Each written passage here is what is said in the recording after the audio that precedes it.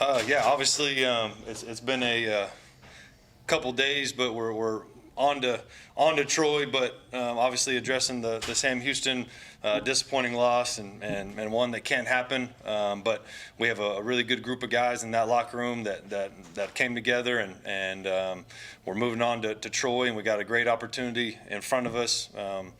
On national television to go out there and represent, the university and Texas State football, and really excited about that, and versus a very, very quality opponent in Troy. And new coaching staff over there, have a ton of respect for those guys and kind of what they're doing over there, and played some really good teams in the preseason. So excited about the opportunity, and I know our guys are excited as well.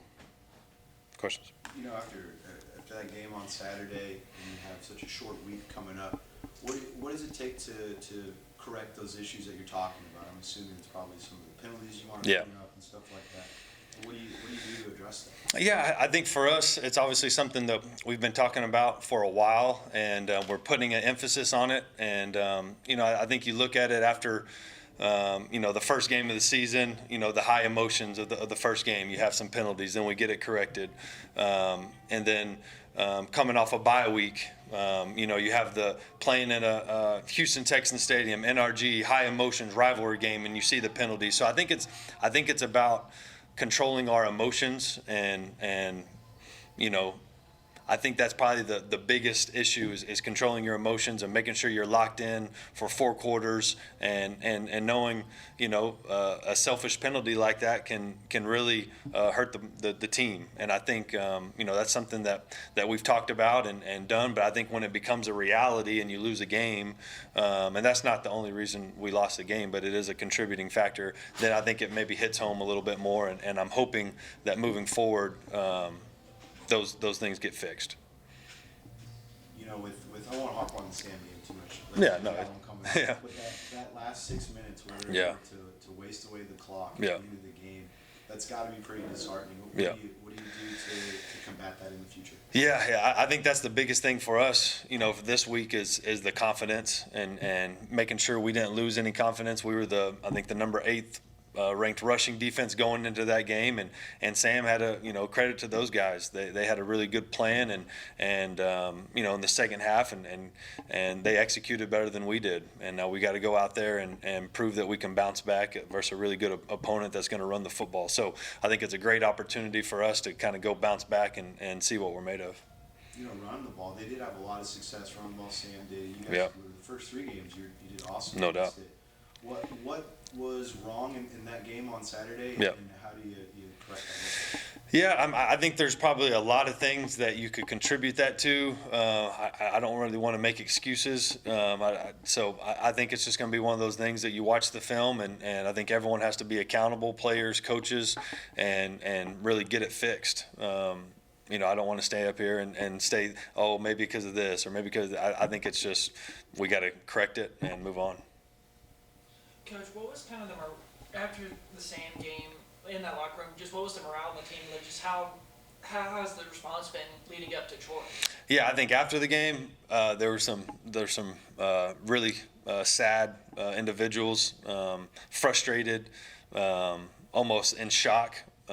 So, it's one of those deals where, like I always tell the guys, you can't waste a mistake. And obviously, we came up short, and I don't ever want to take anything away from those guys. They prepared really well, and they have a good football team, and they came out on top that day. And so we have to look ourselves in the mirror and get better. And I think we did that as soon as the game got over on Sunday. We brought the guys back, and I think we have some really good leaders on this team that addressed that we have to get better, and we have to look ourselves in the mirror, and everything matters. Everything you do matters, and so we have to continue to trend in a positive way and understand, hey, we are 2-2, and we lost 2 games by 4 points, and it's one of those deals where we have the whole conference ahead of us, and we have a great opportunity on national television on a quick week. I think it's one of those things that's key. I think that's good for us on a quick week to go out there and kind of get that taste out of our mouth and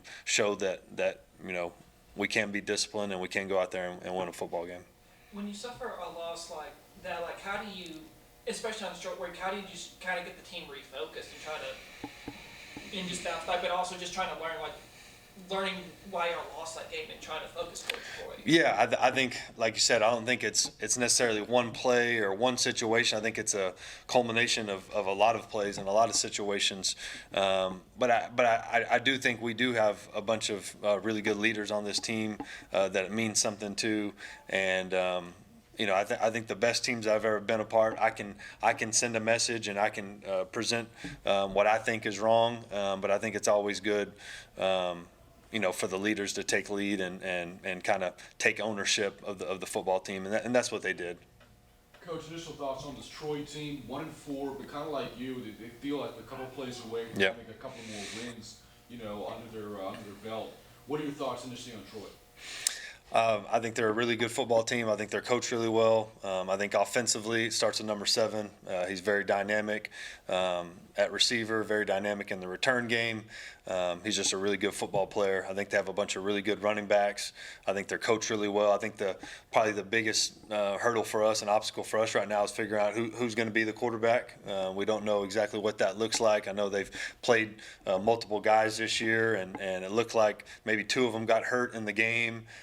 So we don't know if one of them's going to come back. Are they both out? Are they all 3 going to be available? So that's a challenge in itself. But it's something they just have to prepare with. And on a short week, it is what it is. And then on defense, I think they play really, really hard. I think they have the personnel is big. They're long. They're athletic.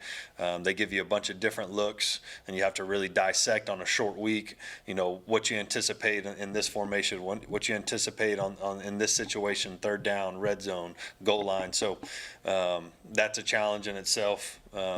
But I've got full confidence in our staff that we'll be able to get that done. And on special teams, the same way. I think the head coach is really involved in special teams, and you can see that. And they're very sound and give you unique looks there. So, they're back-to-back champs for a reason. And, that culture is still there and very similar to us. Very similar to maybe the way we felt after the Lamar game and UTSA felt after the Kennesaw State game, kind of both backs against the wall, and we gotta go to war and see who can correct the mistakes and see who can and come back on a short week and go out there and get the job done. One of your goals this season is to win a Sun Belt championship of your own. That journey starts for you this Thursday. It's the first conference game. As you look at the Sun Belt as a whole, what do you make of it, and what will it take for you to get through this gauntlet and contend for a championship? Yeah, I think the Sun Belt is a really tough league, a very strong league, very good coaches, very good athletes. So I think that's always a challenge in itself. I think if you look across the country, see the type of wins that the Sun Belt has already put up this year, and that's why I don't get too caught up in preseason rankings and preseason where they have this team projected, where they have this, because the portal and the way college football is now is just totally different than it is 10 years ago. It's almost hard to gauge who's going to be where and who's going to be what. So I have felt confident for a long time. We have a really good football team, and that hasn't changed. I just don't think you're really going to know about your opponents until you get a couple weeks in to really Sun Belt play, because you don't really know non-conference, what teams are going to look like and where teams are projected, and it's hard to get a feel for who's who in the non-conference. I think it's going to take a couple weeks of conference play to know exactly who's who. Speaking of conference, there's a lot of talk about that with Texas State's future, Mountain West, a lot of other suitors. We've gotten your answer on this before. Do you know anything more? No, I don't. I know, like I said, I think there's obviously some communication going on. It sounds like. I don't know exactly what that looks like. Obviously, for me, my focus has been on the team and making sure we're prepared and ready to go. But I got full faith in the guys making that decision, that we'll get something, done, and it'll be a good decision. Coach, with the big picture, you guys are projected to be in the playoffs now. Yeah. That's still much out, but now you still got the other championship to go after. For sure. what's the mindset with the team? What do you tell the guys, and how are they with that? Yeah, I think for us, and that's really been the message all year long is going 1-0, and then that's really all we can control at this point, and let it kind of play out the way it's supposed to play out. I think if we can control what we can control and take care of our business, we'll look up at the end of this deal, and we'll be very happy with where we stand and all that. So that's been the focus from day one, and I think we're heading in the right direction. Obviously, we got to get this taste out of our mouth, and the only way you can do that is go back to work and get a win. And how nice is that to be able to get back on the field right away and try to get that out? Yeah.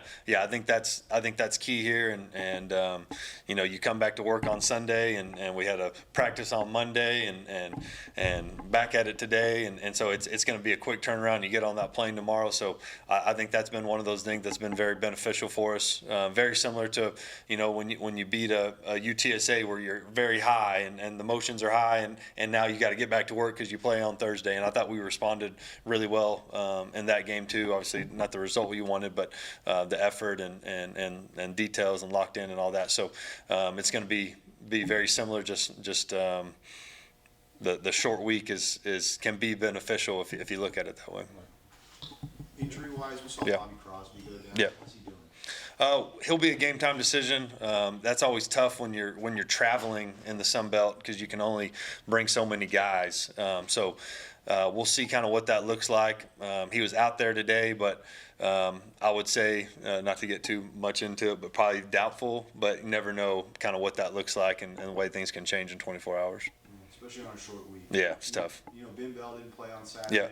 Seems like there's an injury there. It might be a redshirt situation. Yeah. Can you give us some update? Yeah, I think it's going to be one of those things that it is going to be week to week. It is going to be fluid, and I think I did yesterday. My Sunbelt media is that he's a team guy, and he's part of the leadership council, and he's going to.